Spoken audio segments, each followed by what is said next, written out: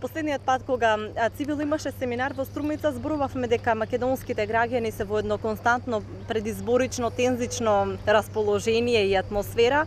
Меѓутоа, еве се наметна ситуација за 6 месеци навистина имаме повторно воредни парламентарни избори. Каква е ситуацијата која што во моментов може да се констатира? Самите рековте пред малку 8 изборни циклуси за 9 години. Вашата констатација е кристално точна, бидејќи се работи токму за едно континуирано, тензично, политичко секојдневие на македонското општество. Впрочем, тоа што ние имаме во просек речиси еден изборен процес во текот на една година, зборува за едно сериозно црпење на сета енергија на македонското општество и на сите ресурси кои може да се подразберат во едно општество и во една држава. Ние имавме повеќе изборни процеси кои беа вонредни и кои беа еклатантен пример за крадење на изборни резултати. Нашите изборни извештаи од 2013 година и 2014 година зборуваат за едно масивно кршење на човековите права и слободи, масивно кршење на гласачкото право на сите граѓанки и граѓани подеднако, без оглед на тоа дали некој е убеден во нешто или не е, бидејќи се работи за процеси кои се однесуваат на целото општество. Бевме сведоци на една таква злоупотреба на се што е јавен ресурс, државен ресурс и така натаму, злоупотреба на полицијата, на администрацијата и на низа други сегменти во општеството и во државата кои се наши, заеднички. Им припаѓаат на сите што живеат во оваа земја. И видовме една ситуација во која на почетокот на оваа година, со почетокот на објавувањето на преслушуваните разговори од страна на опозицијата и на господин Заев, забележуваме една горчлива потврда на се за кое ние зборувавме во изминатите години. Сите анализи, сите информации, извештаи, сите препораки кои ги дадовме, буквално сите водат во една материја која ја слушнавме и која на брутален начин ни ги отвори очите на сите, барем оние кои сакаат да ја погледнат вистината во очи. Заради тоа, врз основа на наше подолгогодишно инсистирање, дојдовме конечно, наидовме на слух кај донаторската заедница да се обидеме на подолгорочни основи да му помогнеме на македонското општество да ги зајакне своите капацитети, да го зајакне гласачкото право и да го одбрани гласачкото право. Впрочем, имаме ситуација во која Македонија е во длабока политичка криза од која можеби нема никогаш да се излечеме како држава ако ние не ги преземеме неколкуте многу важни чекори. Еден од најважните чекори од тие, ако не и најважен, е токму обезбедување на минимум услови за слободни избори. Не велам нормални избори, не бараме премногу, бараме минимум услови за слободни избори. Бидејќи она што го видовме во изминатите години беше една класична изборна кражба. Ние не можеме, како македонска држава, како македонско општество, ние не можеме да си дозволиме уште една кражба на изборите. Бидејќи капацитетите, нашата кондиција како општество веќе е исцрпена, веќе одамна. Со тоа што ние ќе го обезбедиме ова, без оглед на тоа која политичка опција ќе победи, ние ќе обезбедиме иднина на нашата држава. Значи, држава во која не може да се дозволи криминално владење. Односно тие што... Ќе ме исправите ако грешам, но повеќе од деценија ги следи Цивил изборните процеси во Македонија. Спремни ли сме ние за фер изборни процеси? Дали овие во април може да очекуваме да бидат такви? Знаете што, потребата е тука. Потребата е препознаена од огромен број граѓанки и граѓани. Впрочем, било ние да сме спремни или не, мораме да имаме слободни избори. Ако немаме слободни избори во април, многу лоша иднина не очекува сите нас. Верувам дека потребата е тука, препознаена е од голем број луѓе, меѓутоа, знаете што, наша ситуација е и дека стравот е огромен и многу е присутен. Гледаме исто така врз основа на нашите наоди насекаде низ Македонија, каде што имаме наблюдувачки и наблюдувачи кои секојдневно работат на прибирање информации од теренот, дека огромен број луѓе се ставени во едно незаконско комуницирање или општење со државните, односно со јавните институции. Еден клиентелистички однос меѓу државата и граѓанинот, граѓанката и едно корумпирање воопшто на целото секојдневие, на моралот кај луѓето.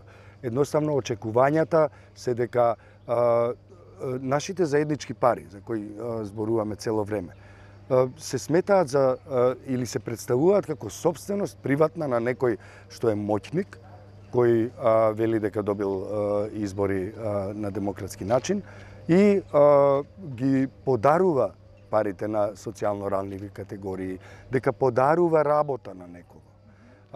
Таквото нешто мора да се запре. Едноставно се работи за наши заеднички пари кои мора да бидат дистрибуирани според законот и според сите стандарди кои се однесуваат на почитување на човековите права и слободи. А не се работи за донација или подарок. Не се работи за добра волја на некој политичар или не. Едноставно се работи за тоа дека тие средства им припаѓаат на сите секако. Дека вие не морате да кажете фала за тоа што работите. Треба тој што ви дал работа да ви каже фала за тоа што го работите. Со кампањата која што вие водите за освестување на граѓаните за правата кои што ги имаат како гласачи, ги вклучувате во последниве месеци политичките партии, барем контактирате со нив, на каков фидбек наидувате? Ние како невладина организација постојано сме отворени за комуникација со политичките партии, бидејќи тие се меѓу другото и наша целна група. Се разбира, граѓанките и граѓаните се наша најважна и најголема и најпосветено работиме на таа наша целна група. Меѓутоа, медиумите, невладините организации на локално централно ниво, а се разбира и политичките партии се на нашата листа на целни групи. Политичките партии ги покануваме на нашите настани, на нашите процеси кои ги водиме. Исто така бараме прием кај нив. Морам да ви кажам дека фидбекот, како што поминуваше времето во изминатите години, се помал беше одзивот на партиите на власт, додека помалите партии, било да се од лева или од десна провиниенција, беа далеку многу поотворени за комуникација со нас, макар и формална, ако не и суштинска. И исто така забележуваме, особено во последнава година, една новина на политичката палета во Македонија, а тоа е, без оглед на тоа како ќе го протолкуваат ова оние кои и онака не етикетираат на најразлични недостојни начини и непрофесионални, забележуваме дека најголемата опозицијска партија СДСМ има еден сосема поинаков однос кон граѓанското општество. Се работи за еден отворен, чесен и транспарентен однос во кој ние забележуваме една новина воопшто во политичкиот живот во земјата. И сметаме дека таквото однесување на оваа партија би требало да стане пример за тоа како една политичка партија треба да се однесува кон граѓанското општество и се разбира кон медиумите. Мислам дека тоа е добар почеток, без оглед на тоа што се работи за опозицијска партија или не. Мислам дека тоа е добар начин на комуникација. Тој начин на комуникација ниту ја разнишува природата на работите, на активностите на граѓанското општество, меѓутоа исто така граѓанското општество во една повратна спрега може да додаде нов квалитет во политичкото живење во земјата. Бидејќи ние, ако сме невладини организации, не значи дека треба да бидеме оставени на страна на маргините од политичкото живење во една земја. Напротив, ние треба да бидеме активни чинители.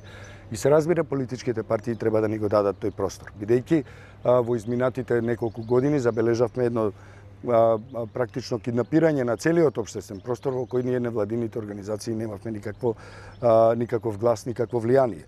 Мислам дека тоа особено со будењето на граѓанската свест, со иницијативите, со движењата, особено морам да ги пофалам студентскиот пленум, а се разбира и средношколскиот пленум, меѓутоа и невладините организации придонесоа кон менување на тоа што се нарекува општествено политичко живење во Македонија во денешницата. И мислам дека тоа е добар почеток и дека тоа треба да го одржиме како такво. Имате два проекти поврзани со изборните циклуси. Како ќе делувате, бидејќи веќе половина година, 7 месеци трае едниот, имате и втор.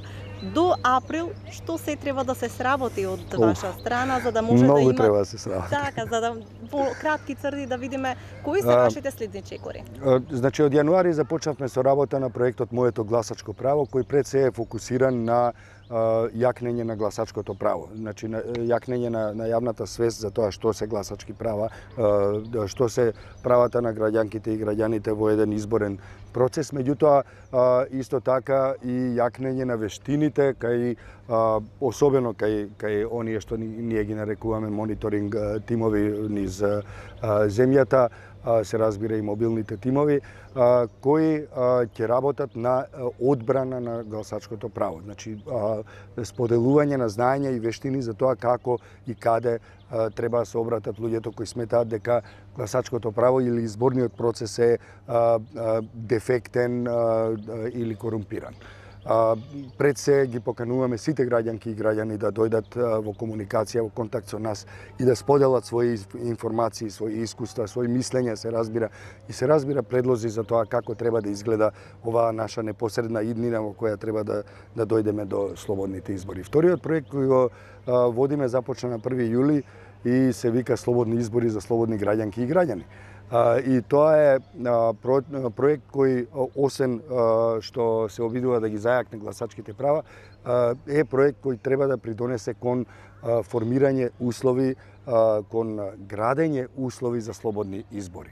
Тоа предпоставува и низа анализи, препораки за тоа што треба да се направи на законско ниво, што треба да се направи во општествената сфера и се разбира едно будно следење на состојбите, едно будно мониторирање, додека јас и вие разговараме, бидете сигурни дека низ цела Македонија има најмалку 30-40 координатори кои работат на бележење и собирање информации за тоа како тече предизборието, овој долг период на предизборието, односно политичкиот процес за надминување на политичката криза и на дневна основа се формираат огромни суми на материјали и на податоци кои се однесуваат на овој процес.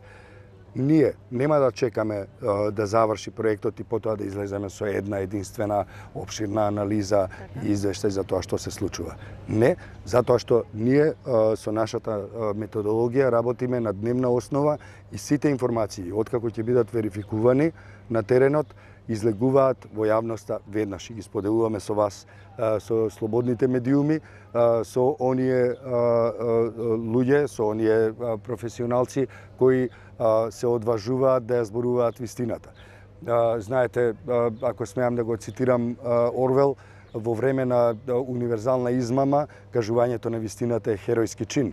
И мислам дека токму вие го правите тој херојски чин од ден во ден, бидејќи сте дел од една, се разбира, можеби помала, недоволно моќна, меѓутоа слободна територија во мислата и во општественото делување во Република Македонија. И ви честитам за тоа. Ви благодарам многу. Ви благодарам на разговорот.